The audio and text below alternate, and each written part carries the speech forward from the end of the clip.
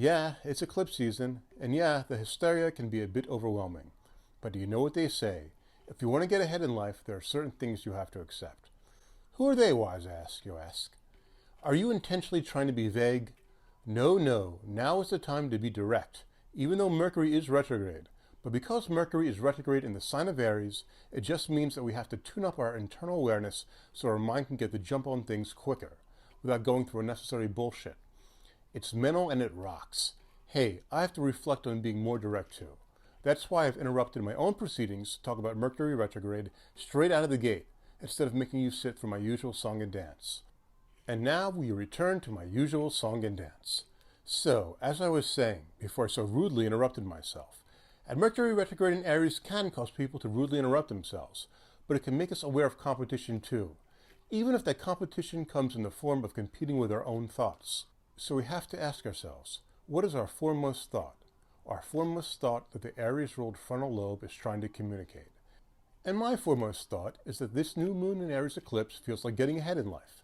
And by extension, we, the residents of Earth, feel like going out and getting ahead in life. And really, who can blame us? We are getting bored drowning in our own lethargy and vanilla pudding. And we want to go out and prove to the world we are alive. But as much as we want to run naked across the countryside, screaming like a fucking nutjob when the lights go out on Monday, and really, it's not a bad idea right now, astrologically speaking, but as much as we want to do that, Mars in Pisces is ruling this eclipse. And while Mars in Pisces can get ahead by accepting it can take action when no one else will, by doing things other people don't want to do, Mars is sitting next to Saturn in the sky, so it does have to accept discipline first. Meaning streaking down the street during the eclipse while yelling and disturbing the peace seems like something any asshole can do.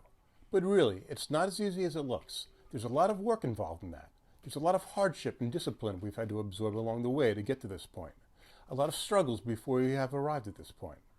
Now I know you already get the picture. You got it right away. But I'm going to go on for a bit and drive my point home simply because I can. So yes, we do need to accept the fact that our activities require some discipline now. Spiritual discipline perhaps, but discipline nonetheless. Accept that you need a disciplined mindset before you go out on your own into the world, so you know what stupid shit is worth doing and what stupid shit you shouldn't even attempt. Your parents told you that if you look directly at the sun during an eclipse without eating your vegetables first, you'll go blind. And you have to accept they are right. But wise ass, you say, didn't they say that about masturbation too? That if you masturbate without eating all of your vegetables first that you'll go blind? No, I think that was something that just nuns told their pupils.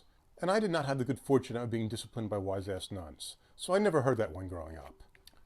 But anyway, Mars and Saturn in Pisces makes us realize that there have been times we have had to accept hard-ass discipline because people were just unloading their own repressed issues onto us. And it's easy for me to sit here and make wise-ass puns about hard-ass nuns. But you might have been through a lot, and it might have been physically overwhelming for you, but you have to accept what you've been through. Sure, the Aries energy now naturally makes us want to unleash our angst and wreak havoc because of all the hardships we have absorbed. But Mars and Saturn in Pisces can accept that we have been burdened with a lot of crap in life, and it helps us appreciate all the dumb shit we didn't do because we were restricted by the weight of the world. So when our feet finally do spring into action, we can jump through the ceiling with some real intent. The Jupiter in Taurus tongue and gullet knows the value of eating all of your vegetables, and it will ground you and help you stay steady on the Mars and Saturn in Pisces feet. So the Aries brain will make good executive decisions when the time comes. Decisions like not staring at the sun during an eclipse. And again, Mercury is retrograde in the sign of Aries, and Aries rules the eyes, as well as the nose, ears, and brain. So close your eyes. That's what you should do during this eclipse. Close your eyes and reflect inward. Alright, maybe that's not much fun. What fun things can we do during this eclipse? Ah, I got it. Venus in Aries is ruling Jupiter and Uranus in Taurus, which means sudden and sensual ideas for your tongue, right? So if you really want to get the most out of the eclipse, close your eyes and wait for someone to kiss you. Ah, I'm such a romantic. Who knew? Anyway, like I was saying, making out in a dark closet is fun, yeah? 7 Minutes in Heaven. What a great party game. Aries loves to start a game, and with Mars in Pisces and the new moon in Aries, we let the game come to us. We don't need to run away into a closet, because Aries initiates things. It's actually turning the lights out in the sky for a few minutes. How fucking great is that? Thank you, Aries, for getting the ball rolling. Really, be patient. even if you have accepted that you will be a nun for the rest of your life. If you take the Venus and Aries initiative to show up and wait for a kiss, you might be unexpectedly rewarded with something pleasurable. And that is the magic of Jupiter and Uranus in Taurus, valuing the unexpected opportunities to make out. Alright, so maybe you didn't like that idea, and you're still bored and looking for inspiration. How about sudden inspiration with food ideas instead of kissing? I think it's still a good idea to eat your vegetables, but if Jupiter in Taurus and Uranus in Taurus wants to rebel, it can eat these alfajores from Argentina.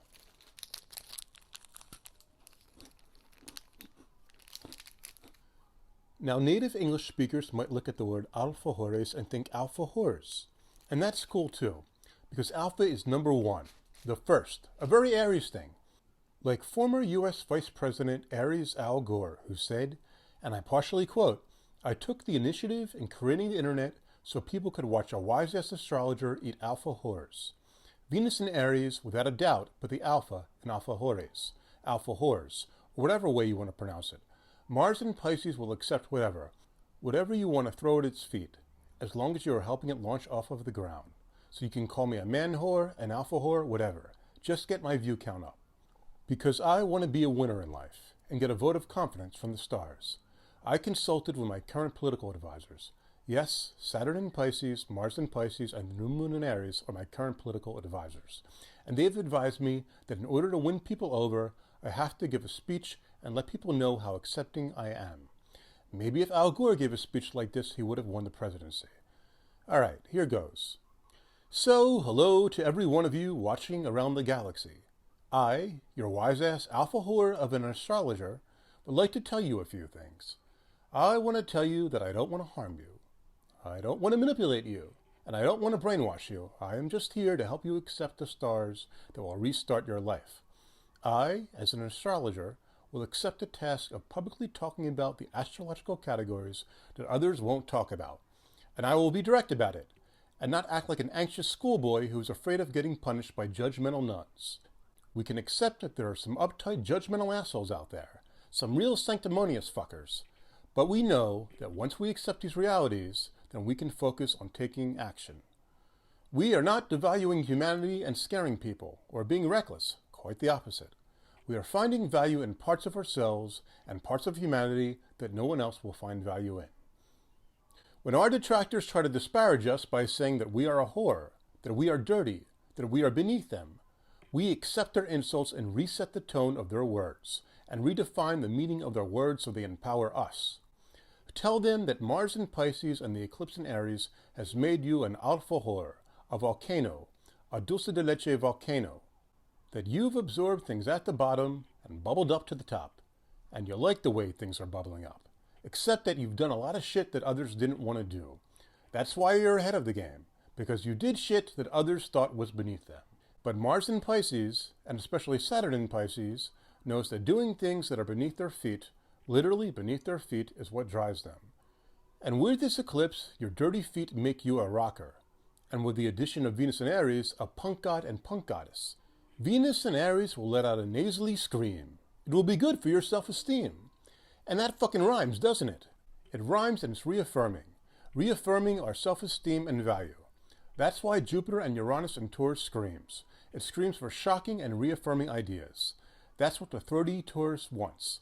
And when the 30 Taurus wants something, it will scream, coo, and purr until it gets it.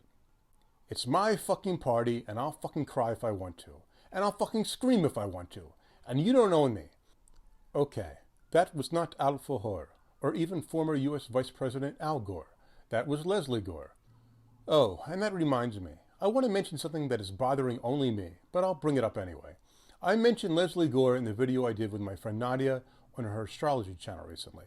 But I would like to point out, for the record, that I made a mistake in that video in saying that Leslie Gore was tall, when she was, in fact, not tall.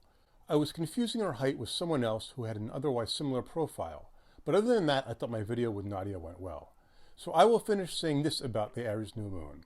No matter your height, gender, race, age, or religious background, it's your party. You're the boss of your life. Sure, you might have a pimp, but they don't own your soul or control your inner alpha drive.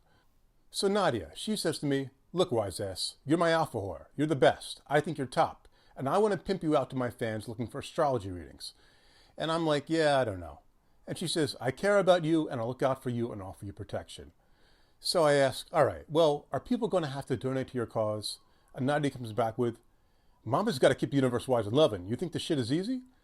And she's right, it's not easy. It's never easy. And she tells me to remember this, that I'm the alpha whore when doing astrology readings. I'm the one in charge. It's my way of doing astrology readings, and nobody owns me. So to all of the astrologers out there doing readings for people, nobody owns you, and no one has the right to boss you around and treat you like shit. So because the eclipse is in Aries, I'm not going to go through the rest of the weekly moon transits like I usually do, because Aries thinks only the first one matters. But I will talk about the Beatles. That's probably what I'm going to do during the eclipse anyway. Listen to the Beatles, because quite honestly, I've always found listening to the Beatles much more amazing than looking at the stars. Now, John Lennon had Jupiter and Uranus and Taurus in his natal chart, so his voice, literally his actual voice, was the voice of the revolution. In fact, in the Beatles song called Revolution, John Lennon says that when you talk about destruction, you can count them out.